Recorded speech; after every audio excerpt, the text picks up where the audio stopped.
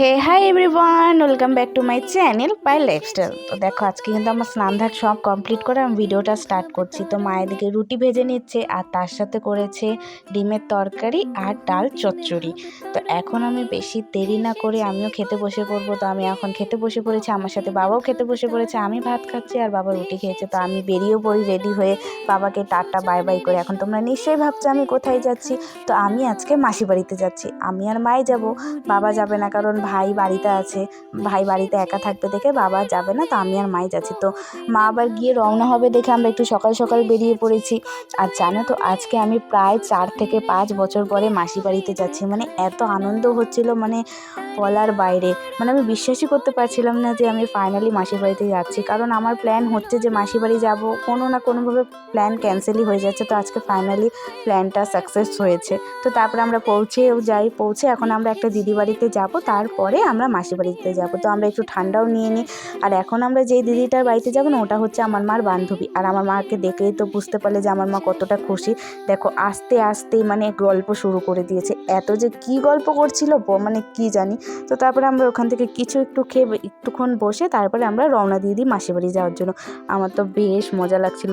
তো আর দেখো এই রাস্তাটা, আমার মাসি বাড়ির যাওয়ার এই রাস্তাটা যে এত ভালো লাগে, মানে চারপাশে এত সবুজ গাছপালা না, খুব ভালো লাগে দেখতে। আর এই তো দেখো আমি মাসি বাড়িতে চলেও আসি, আর এসেই দেখি দেখো আমার পাগলি মাসিটাকে এসে দোলনা চড়ছে। আমি বলছি যে আমি কিছু খাবার নিয়ে এসেছি, ওটা তুমি নাও। উনি না নিয়ে দোলনা চড়েই যাচ্ছে। তো তারপরে যাই হোক আমরা একটু ফ্রেশ হয়ে ড্রেস চেঞ্জ করে নিই আমি। আর এদিকে দেখো আমার ভাগ্নিকে এসে দেখি ঘুমিয়েই আছে, আর এটা হচ্ছে আমার মেসো।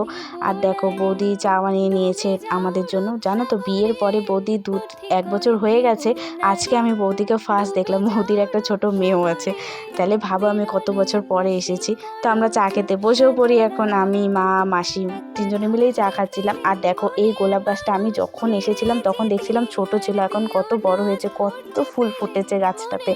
আর চারপাশটা দেখো কি ভালো লাগছে। মানে আমার এই গ্রামে না এই জিনিসটাই ভালো লাগে, মানে চারপাশে সবুজ সবুজ খালি। আর তোমরা আকাশটা দেখো, মেঘগুলো দেখো কি ভালোটাই না লাগছে। মানে এখনের আকাশগুলো দেখে মনে হয় কি পুজোটা প্রায় চলেই এসেছে, মানে একটা পুজো পুজো ভাব মনে হয়। আর দেখো গাছে কত ফুল ফুটেছে। আর আমাদের ওদিকে গাছে মানে কড়িও মানুষে নিয়ে চলে যায়, এত মানে ফুল পাওয়াই যায় না। আর এখানে গাছে গাছে ফুল। আর এদিকে দেখো আমার ভাগ্নি উঠে পড়েছে, জানো তো খুব মিষ্টি একটা বাচ্চা। মানে ওর সাথে আজকে আমার প্রথম দেখা হয়েছে, তাও এত হাসি খুশি। তো তারপরে আমাদেরকে মাসি খেতে দিয়ে দেয়, কারণ মা আবার বেরিয়ে যাবে। তো আমি আর মা খেতে বসে পড়ি। আর এদিকে দেখো আমার মা ফুল দেখেছে, ফুল তুলবে না, এটা কি হতে পারে? তার মধ্যে মা বাড়ি চলে যাবে। তো মা বললো আমি নিয়েই যাই, তাহলে আমি বাড়ি গিয়ে বেশি করে পুজো দিতে পারবো। তো মা ফুল তুলে নিচ্ছিল। আর এদিকে আকাশটা দেখো, মনে হচ্ছে এই বৃষ্টিটা নামলো বলে পুরো অন্ধকার হয়ে এসেছে।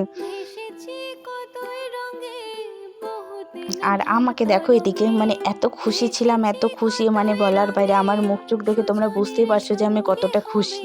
তো আমার মাসি বাড়ি তোমাদের অন্য কোনো ভিডিওতে ঘুরে দেখাবো। আর এদিকে দেখো আমার মাও বেরিয়ে পড়েছে বাড়িতে যাওয়ার জন্য। তো আজকের মতন এতটুকুই, দেখাবো অন্য কোনো একটা সুন্দর ভিডিওতে। ততক্ষণের জন্য সবাইকে টাটা বাই।